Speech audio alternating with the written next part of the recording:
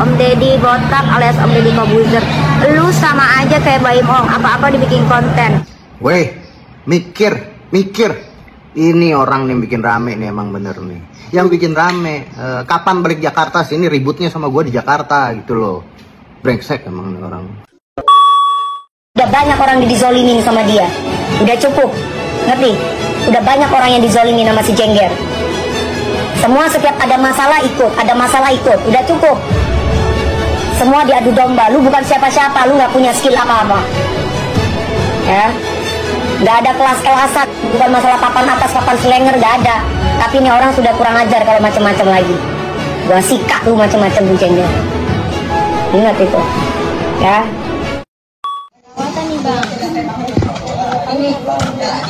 Udah pakai filter juga si Peggy mukanya mendasar jelek, mau jelek aja udah.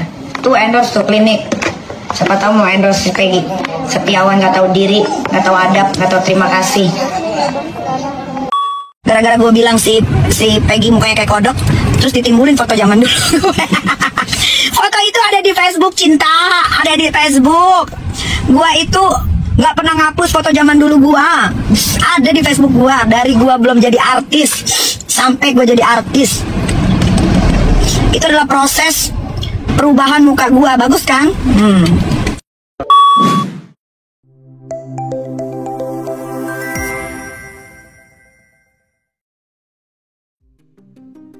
Kali ini kita akan membahas lebih lanjut mengenai kasus Vina Cirebon, khususnya mengenai sikap Nikita Mirzani yang mendapatkan sorotan dari para praktisi hukum. Sebelum kita lanjut, buat yang sudah subscribe Fakta Populer, semoga kalian selalu diberikan kesehatan yang tak terbatas dan senantiasa dianugerahi rezeki yang sangat melimpah.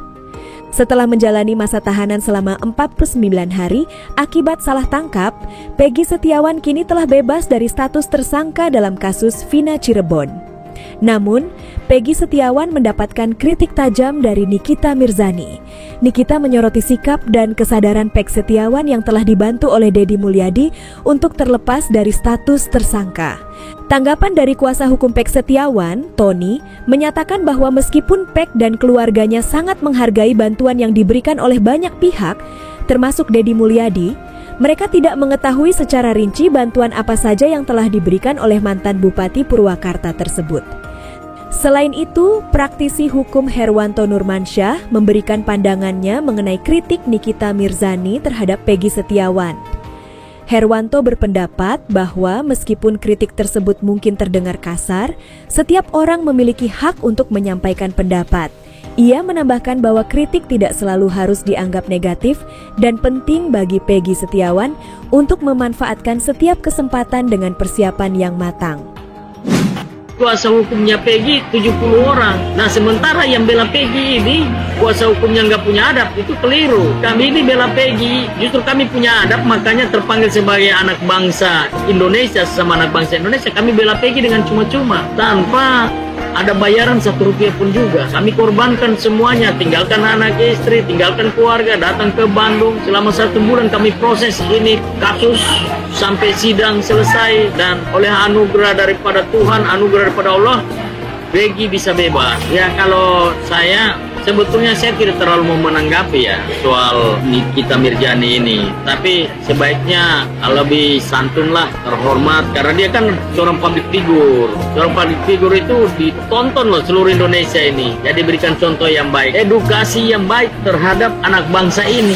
Saya ini hidup selalu positive thinking. Jadi bisa saja melalui tweetannya Nikita Mirzani, ya udah kita introspeksi diri juga. Kita lawyer, walaupun kita tidak salah ya, kita tidak tahu menau dia menyerang kita, membabi buta seperti itu, nggak tahu motivasinya apa, tetapi biarlah ini juga menjadi pembelajaran buat kita, kan nanti masyarakat yang menilai. Kami tidak terlalu mau menyikapi dengan bagaimana, karena masih ada pekerjaan yang lebih penting yang harus kita lihat ke depan. Di tengah kerumitan kasus Vina Cirebon, Nikita Mirzani kembali membuat heboh dengan mengadakan sayembara di media sosialnya.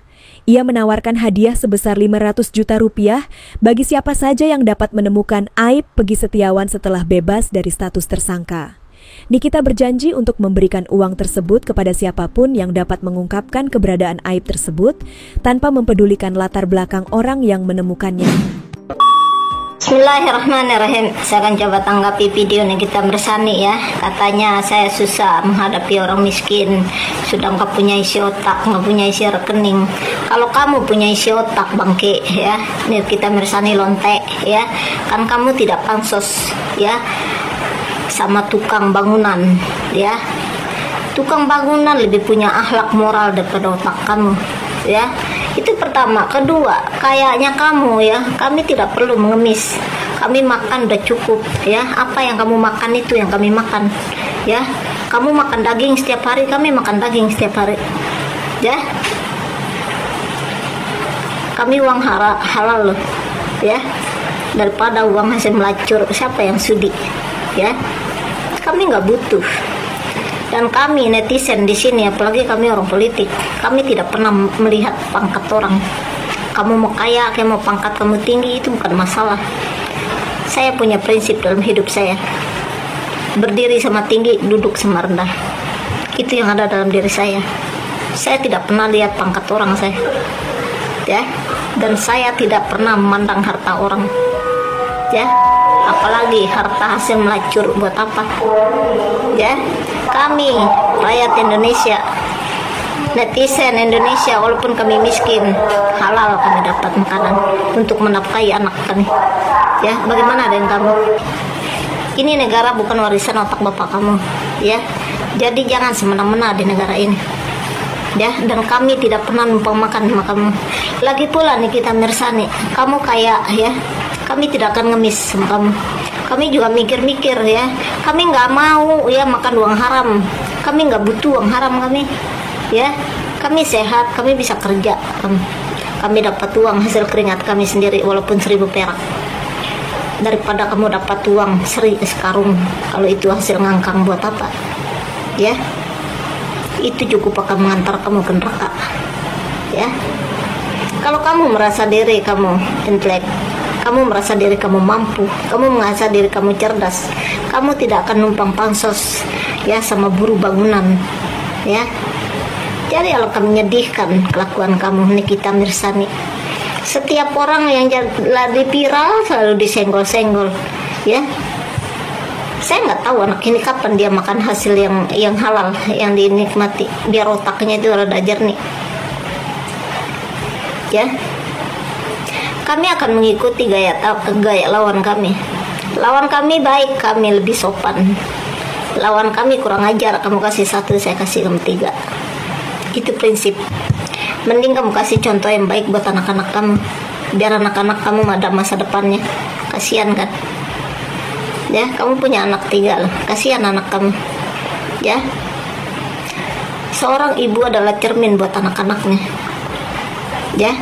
Masa iya dari keturunan ke keturunan kehidupan anak hanya akan jadi sampah ya.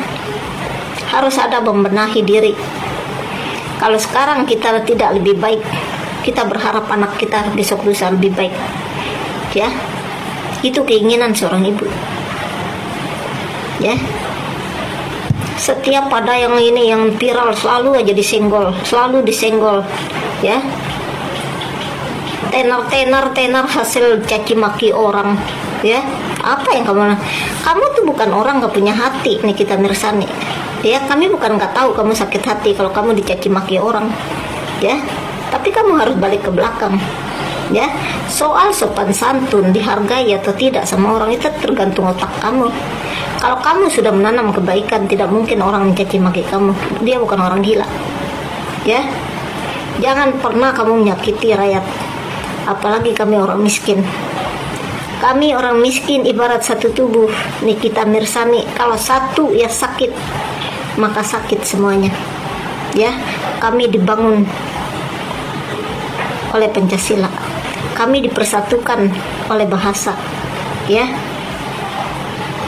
Jika satu sakit, maka sakit semuanya ya. Dan kami tidak tinggal diam.